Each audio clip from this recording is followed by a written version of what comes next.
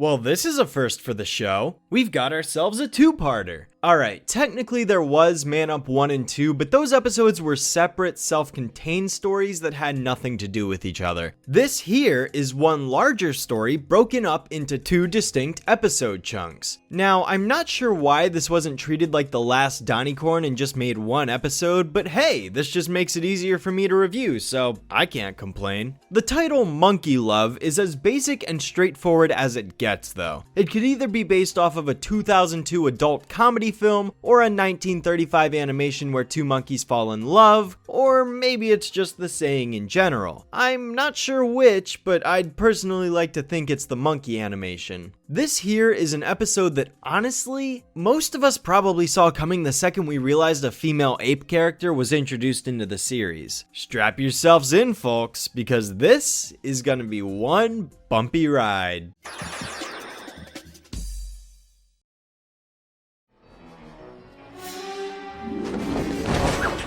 The episode starts outside of the Department of Fashion and Defense, where Mojo Jojo is seen breaking in to get his hands on the Apocalypse-Stick, a devastating cosmetic weapon. Oh, you foolish cosmetic scientist! Look what havoc you have wrought! Foolish is right. Somehow, during his process of obtaining it, Mojo magically grows a rope around his waist and lowers himself down Mission Impossible style. It's kinda weird because Buttercup did this exact same thing in Telltale Schedulebot 11 episodes ago, although I'd argue it was done better there since Blossom questioned it and made a joke out of it, while this episode just drops it completely. Mojo is suddenly interrupted by the fashionistas, who arrive to claim the item for themselves, and it's at this point that this scenario becomes annoying, really, because what's the point of the setting being the Department of Fashion and Defense when anyone can just walk in and steal whatever they want? I could see it being some sort of irony if it was actually portrayed that way.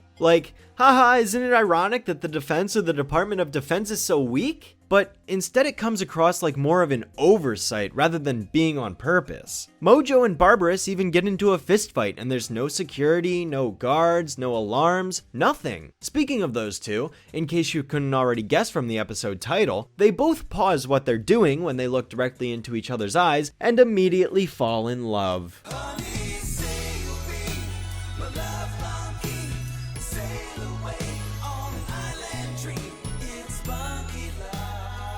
So I'm pretty sure I've mentioned this before, but I'm not entirely against romance in the Powerpuff Girls. No, of course not, and I think the way the original hands it in terms of the professor is very well executed most of the time because it tends to emphasize the struggles he faces as a single father. Subtle hints between characters like Buttercup and Mitch Mitchelson also lead to childhood crush implications, but it's never at the forefront the way it was in Snow Month, for example. This isn't a show about romance. As someone who has seen over 60 episodes of the Powerpuff Girls reboot at this point, I can say that with utmost certainty. This is not a show about romance. But then again, the reboot wouldn't know subtlety if it hit it square in the face. And don't get me started on the song in the background.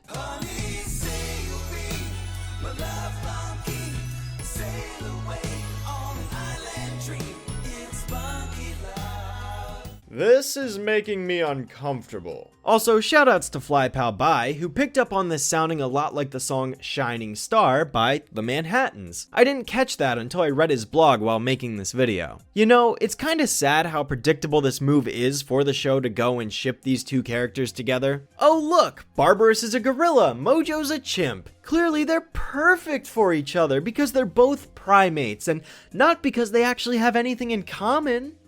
Surface level thinking. What chemistry do these characters have? What on earth do they share interests in, aside from being villains? You know, it's funny how the title of this episode is called Monkey Love, and yet neither of these two characters are actually monkeys. One's a gorilla, one's a chimp. Yes, they're both primates, but neither of them are monkeys. I feel like if the reboot were satire, or taking this entire scenario to a ridiculously stupid degree, that it would work fine. But instead the show just plays it completely straight. I'm basically giving away the entire rest of the review in saying this, but all that happens in this episode is these two characters going on a few dates with Bianca tagging along, Blossom getting drunk at a bar, and that's all she wrote. Come on, Barbie. Let's get out of here before the Powerpuff Girls show up?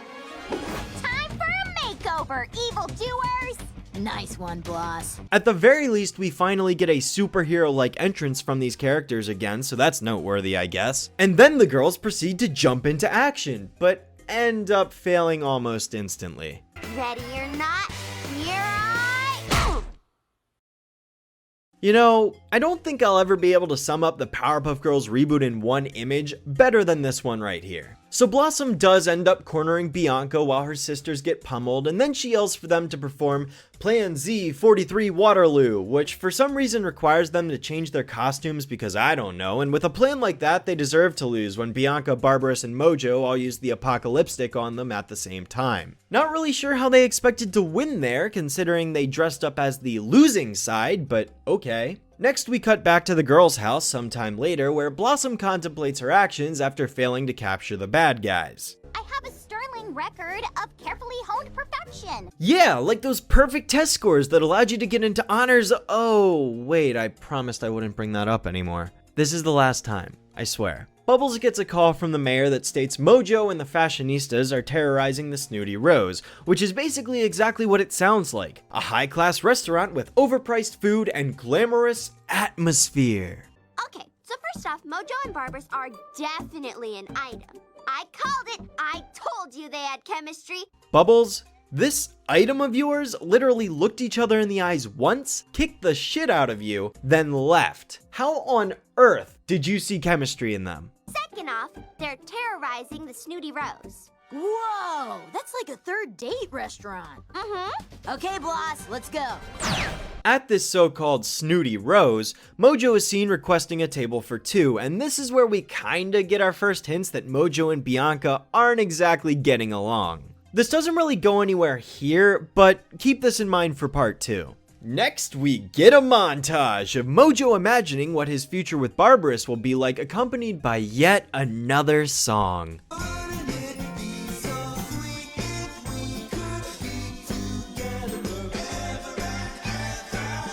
Once again, thanks to Fly-Pow-Bye, I can tell you that this song is a reference to the Beach Boys' Wouldn't It Be Nice? Wouldn't it be nice if we were older, then we wouldn't have to wait so long? There's also a severe lack of consistency with Mojo's name here. I mean, one second his last name is listed as Jojo, and then the next it's written as one word, Mojo Jojo, implying that his full name is his last name, but on the same screen, Barbarus does have the space in between it, so it's just so confusing. His little fantasy gets interrupted when the Powerpuff Girls show up again to put a stop to them. Although this mostly devolves into a miniature session of ridicule as Mojo makes snide remarks about Bianca interrupting him while also suggesting that he is annoyed that she goes on every date with them. I mean, I kinda understand where Mojo is coming from with the whole third wheel thing, but hey, I don't care about this relationship, so it doesn't matter to me. Blossom attempts to yell out a plan, but considering that her whole plot in this episode is that she keeps failing,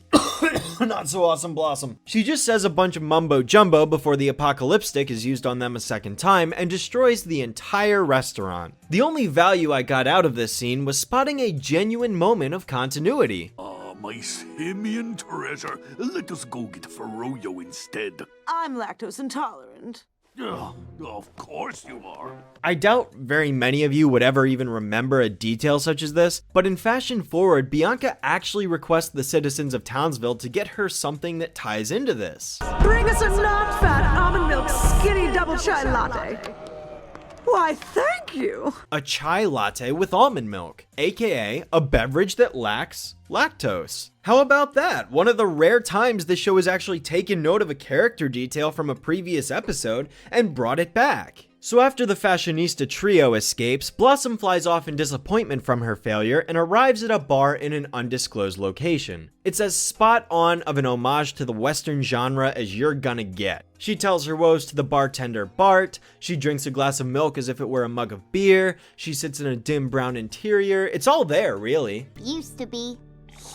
Till I made a bad call. Now I can't never go back. That's a double negative. Yep, she's just drinking all of her problems away and drowning them in calcium because that's what everyone does when they realize they're a failure, obviously. She sucks at history, math, programming, grammar, crime fighting, basically everything. I mean, let's be honest. She's got nothing going for her. Another extra shot of chocolate this time. Whoa, kid. I think you had enough. Calcium. but I'll give you another vitamin. Truth. Calcium isn't a vitamin, dipshit. Bart here responds by going on a tirade about how he used to be a balloon animal clown until one day at a kid's party he made a Ferris wheel out of 20 balloons, which unfortunately popped spontaneously and caused all of the kids to laugh at him. In response, he gave up his dream forever and, to quote the show, moved to the middle of nowhere so I'd never be seen again. Bro, if you never wanted to be seen again, why are we seeing you right here, right now, back in Townsville? That's a pretty big leap to make because of one small mistake. I agree. Perfection ain't success. Alright, I'll give the episode credit. That's actually a very clever way of using hyperbole to drive the point home. It's so ridiculous that you'd think, yeah, that's kinda dumb that you'd give up your dream after only that, but that's the point. Blossom shouldn't just give up because of one feeble mistake. I actually really like this scene. It's definitely my favorite moment in the entire episode. I got something I need to take care of. Maybe. Oh, nerds, not again! We could have done without that ending though. Meanwhile, at a nearby jewelry store, Bianca single-handedly fights the other two Powerpuff Girls while Mojo and Barbarus continue being dumb about 30 feet away. He's in the process of confessing how much fun he's had robbing places and destroying shit with her, and this is basically where we knew the episode would lead all along. He just wants to ask you if... Barbie, are you asking Mojo to marry you? Because of course it would lead to marriage. I mean, that's the only logical conclusion, right? Yes, I say! No! Blossom saves the day. The end. Yep, she shows up again to help her sisters out, and with her boosted confidence, she fails. Come on, girls! Let's stop this monkey business! I've got a plan! Well, she's not totally useless here. She does announce her backup plan, Cupid Crush 293, which is another Green Lantern combination move similar to what we saw in Summer Bummer. At the very least, I do enjoy these combo moves more than when the girls use their powers individually. Like, honestly, seeing them combine their forms together, it's pretty cool. Then again, this is coming from somebody who was never really bothered by the Green Lantern powers in the first place. Kiss off! That's about the closest to a swear we're ever gonna get. Ultimately, they succeed, throw Bianca, Barbarus, and Mojo in jail, and celebrate Blossom for overcoming her whole perfectionist thing. Let's keep a mental note of that moving forward for the rest of Powerpuff Girls 2016. Let it be known that this is the episode where Blossom overcame her obsessive perfectionism, and from this point onward, she will never act that way ever again. Overall, I found this episode to be pretty insipid and tedious, all things considered. I've already spoken about the relationship this episode revolves around, no need to discuss that any further. I appreciate the saloon scene, I think that's the only salvageable moment in Monkey Love overall. Everything else is rather drab though, and the Blossom failing plot was yet another idea already tackled in the original, so this isn't anything new. It's worth noting that this is the very first time the girls have actually defeated the Fashionistas by themselves. In the first season, both episodes had them saved by an ordinary, regular adult human being, so what does that tell you? This is probably the Fashionistas' worst appearance thus far, as I found their schemes in season 1 to be much more interesting and malicious compared to what essentially turned out to be a shipping episode. If this was an attempt to give Barbarus more character, then I'm sorry, but it failed in that respect because we didn't spend enough time seeing her and Mojo together. Though I suppose maybe that's a blessing? Most of their relationship is taking place off screen, so we never get to see what they do together unless the girls are there to stop them the 2 times that it happens. And even then, all we get is either them going to a restaurant, which is as vanilla as it gets, or listening to them recount the things they did together without actually showing us those things, just saying them. At least, Buttercup isn't the one saving the day all by herself this time. In fact, I would give this one to Blossom, as she is the key component that manages to defeat them. Bubbles and Buttercup just provide a helping hand. It's safe to say that Monkey Love is remarkably inadequate, and unfortunately, we're only halfway done. That's right, this plotline continues into the next episode, Bridezilla, so be sure to check out my review of the second half to witness what happens next with this shipping disaster. Till next time, guys. See ya.